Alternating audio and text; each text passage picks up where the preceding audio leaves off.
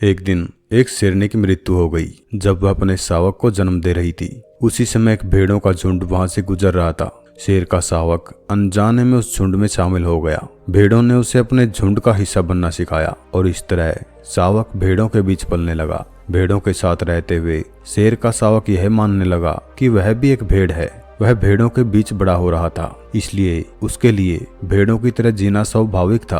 वह शाकाहारी बन गया और बड़े आनंद से घास खाने लगा। उसे इस बात का कोई अंदाजा नहीं था कि शेर क्या होता है। उसने कभी सपने में भी नहीं सोचा कि वह एक शेर है। आखिर कैसे सोचता? उसके चारों ओर तो केवल भेड़ें ही थी और सिर्फ भेड़ें।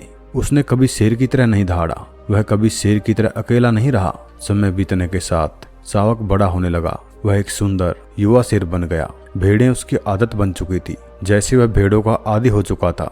लेकिन एक दिन एक बूढ़ा शेर उस भेड़ों के झुंड पर हमला करने आया। जब उसने भेड़ों की भीड़ में इस युवा शेर को देखा, उसे अपनी आंखों पर विश्वास नहीं हुआ। उसने ऐसा दृश्य पहले कभी नहीं देखा था। वह हैरान था कि एक युवा शेर भेड़ों के बीच घास चर रहा था। न तो भेड़ें उस शेर से डर रही थी, न ही उन्हें इस बात का अंदाजा था कि उनके बीच एक शेर रहता है। बूढ़ा शेर भूल गया कि वह भेड़ पकड़ने आया था। उसने फैसला किया कि वह इस युवा शेर को पकड़ेगा और पता लगाएगा कि माजरा क्या है। बूढ़ा शेर भेड़ों के झुंड पर हमला करके युवा शेर को पकड़ने के लिए दौड़ा।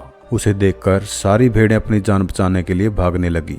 युवा शेर भी अपनी जान बचाने के लिए भागा। हालांकि युवा शेर को पकड़ना मुश्किल था, लेकिन किसी तरह बूढ़ा शेर उसे पकड़ने में कामयाब रहा। बूढ़े शेर ने उससे कहा, मूर्ख, तुम मुझसे क्यों भाग रहे हो? युवा शेर रो रहा था और चिल्ला रहा था। उसने कहा, कृपया मुझे छोड़ दो, मैं एक गरीब भेड़ हूँ, मुझे जाने दो। वह डर से कांप रहा था और भेड़ की तरह मिमिया रहा था।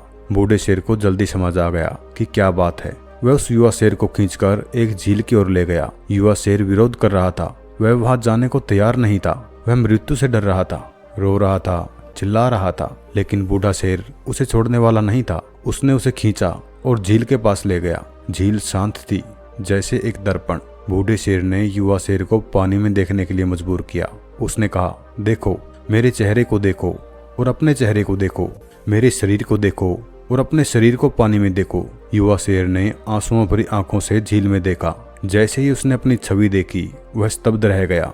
पहली बार उसने देखा कि वह भेड़ जैसा नहीं है, बल्कि शेर जैसा दिखता है। उसे समझ आया कि वह वास्तव में भेड़ नहीं, बल्कि एक शेर है। और एक पल में उसके भीतर से एक जोरदार धाड़ निकली। उसकी धाड़ सुनकर पूरा जंगल कांप उठा। सारी भेड़ें गायब हो गई। अब वह पूरी तरह से एक अलग प्राणी था। उसने अपनी असली पहचान को पहचान लिया। भेड़ों के साथ उसकी पहचान वास्तविकता नहीं थी, वह सिर्फ एक मानसिक भ्रम था।